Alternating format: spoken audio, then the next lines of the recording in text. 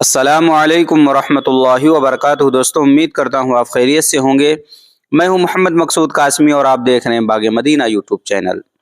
دوستوں، آج کی اس ویڈیو میں ہم بات کریں گے اس بارے میں، کیونکہ آج 2023 ختم ہونے والا ہے اور کل سے جو ہے 2024 شروع ہو جائے گا، تو اسی کے متعلق اس ویڈیو میں آپ سے گفتگو کروں گا۔ بہت سارے ہمارے مسلمان ہیں جو 2024 آنے والا ہے، اس ٹائم میں بہت ساری خرافاتیں کرتے ہیں، بہت سارے لوگوں کو نئے سال کی مبارکباد پیش کرتے ہیں، اسٹیٹس لگاتے ہیں، کافی تفریح کرتے ہیں، تو انہی کے متعلق بات کرنی ہے۔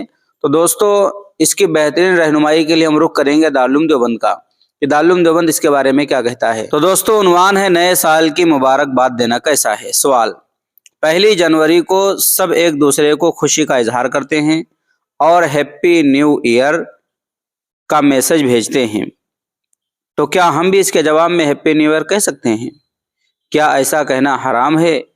کیا ایسا کہنے سے ایمان ختم ہو جائے گا؟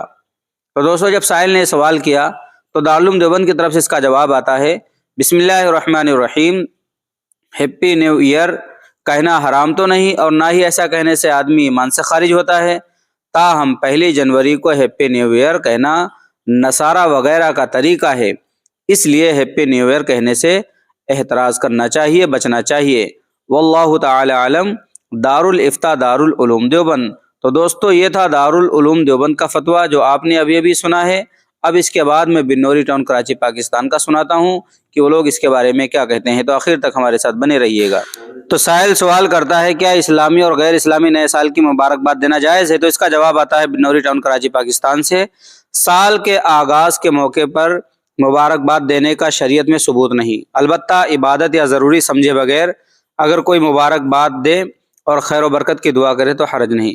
البتہ نئے اسلامی سال کے شروع میں درج ذیل دعا پڑھنا بعض روایت سے ثابت ہے، لہٰذا ہر مہینے کا چاند دیکھ کر اور قمری سال کے آغاز میں یہ دعا پڑھنا چاہیے: اللہم ادخلہ علینا بالامن والایمان والسلامت والاسلام ورضوان من الرحمن وجبار من الشیطان۔ اے اللہ، اس چاند کو ہمارے اوپر امن، ایمان، سلامتی اور اسلام کے ساتھ اور رحمان کی رضامندی اور شیطان کے بچاؤ کے ساتھ داخل فرما۔ مزید تفصیل کے لیے درج ذیل لنک پر فتویٰ ملاحظہ کریں۔ امید کرتا ہوں دوستو آپ حضرات کو دونوں فتوے اچھی طریقے سے سمجھ میں آگے ہوں گے۔ اب آپ حضرات کا اس کے متعلق کیا کہنا ہے نیچے کمنٹ کیجئے، اور پہلی بار چینل پر آئیں سبسکرائب کر لیجئے۔ چلیے دوستو، پھر ملتے ہیں انشاءاللہ جلدی کسی نئے ویڈیو میں کسی نئے ٹاپک کے ساتھ۔ السلام علیکم ورحمۃ اللہ وبرکاتہ۔